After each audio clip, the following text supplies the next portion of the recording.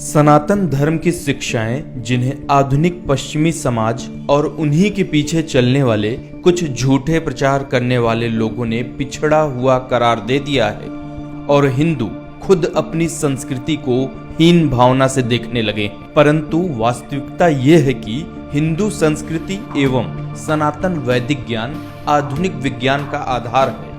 आइए जानते हैं इस महान संस्कृति को वैज्ञानिक दृष्टिकोण से।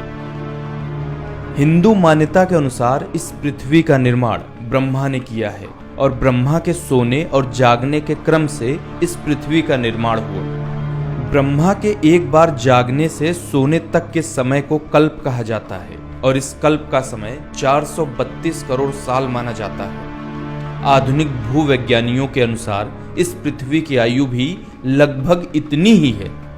भारतीय वैदिक ऋचाओं में इन ब्रह्म कल्पों की विस्तृत गणना की गई है। भारतीय गणित विज्ञान का इतिहास 400 ईसा पूर्व तक जाता है। प्राचीन हिंदू कृतियों में अंकों को दर्शाने के लिए शब्दों का इस्तेमाल किया जाता था। जैसे 2 को भुज कहा जाता था, क्योंकि मनुष्य की 2 भुजाएं थीं, पर शब्दों से गणनाएं करना संभव नहीं था, तो 10 ईसा पूर्व में शब्दों को चिन्हों से बदल दिया गया।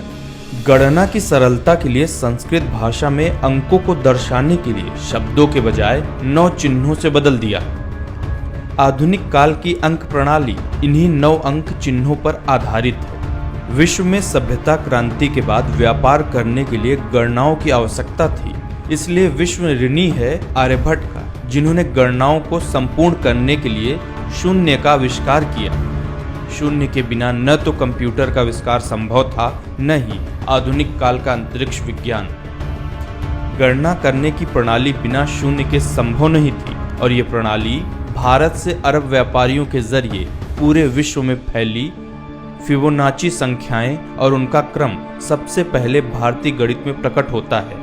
पिंगला द्वारा संस्कृत परंपरा चांद शास्त्र में इसका उल्लेख किया गया है। बाद में इतालवी गणितज्ञों से बहुत पहले इन संख्याओं के निर्माण के तरीके गणितज्ञ विरहानका, गोपला और हेमचंद्रा द्वारा दिए गए थे। चक्करवाला पद्धति यह एक चक्रीय गणना विधि है जो अनिश्चित समीकरणों को हल करने के लिए इस्तेमाल की जाती है, जिसमें पेल का समीकरण भी शामिल है। पूर्णांक समाधान प्राप्त करने के लिए यह विधि 7वीं शताब्दी ईसा पूर्व के प्रसिद्ध गणितज्ञों में से एक ब्रह्मगुप्त द्वारा विकसित की गई थी। एक अन्य गणितज्ञ जयदेव ने बाद में समीकरणों की एक विस्तृत श्रृंखला के लिए इस विधि को आसान किया, जिसे भास्कर द्वितीय ने अपने बीज गणित ग्रंथ में और परिष्कृत किया। खगोल विज्ञान के संबंध में प्राचीन भारतीयों का ज्ञान बहुत ही उन्नत था। 13वीं सदी का कोणार्क का सूर्य मंदिर इसका महत्वपूर्ण उदाहरण है। मंदिर हिंदू देवता सूर्य को समर्पित है और सूर्य रथ के रूप में बनाया गया है। रथ के 7 घोड़े 7 दिनों और 12 पहिए साल के 12 महीनों को इंगित करते हैं। आधुनिक कैलेंडर इन्हीं सिद्धांतों पर आधारित है।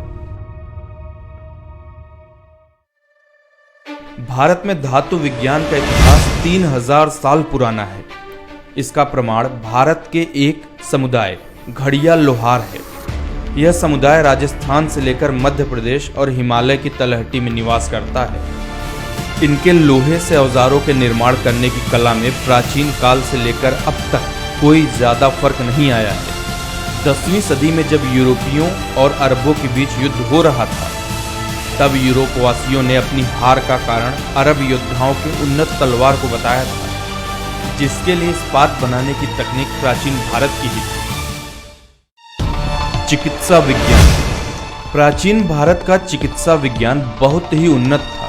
कुष्ठ रोग का पहला उल्लेख भारतीय चिकित्सा ग्रंथ सुश्रुत संहिता 6ठी शताब्दी ईसा पूर्व में वर्णित है। हालांकि the Oxford illustrated companion to medicine में कहा गया है कि कुष्ठ रोग का उल्लेख, साथ ही उसका उपचार अथर्ववेद के 1500 से 1200 ईसा पूर्व में वर्णित किया गया था, जो सुश्रुत संहिता में पहले ही लिखा गया था। सुश्रुत ने मोतियाबिंद के ऑपरेशन और प्लास्टिक सर्जरी की पद्धति को सदियों पहले विकसित कर लिया था। Royal Australia college of surgeons में लगी सुश्रुत की प्रतिमा शल्य चिकित्सा में उनके योगदान का प्रमाण है। सैकड़ों सालों के आक्रमणों और गुलामी ने हमें सिर्फ राजनीतिक रूप से गुलाम ही नहीं बनाया, बल्कि मानसिक रूप से भी हम गुलामी की जंजीरों में जकड़ गए हैं। अंग्रेजों के शासन ने हमें हमारी ही संस्कृति के प्रति हीन भावना से भर दिया है, जबकि हमारे ही ज्ञान का प्रयोग कर वे संसार भर में विजयी होते रहे और नाम कमाते रहे। अब जरूरत है कि हम अपनी सांस्कृतिक धरोहर को जानें और इस पर गर्व करना भी सीखें।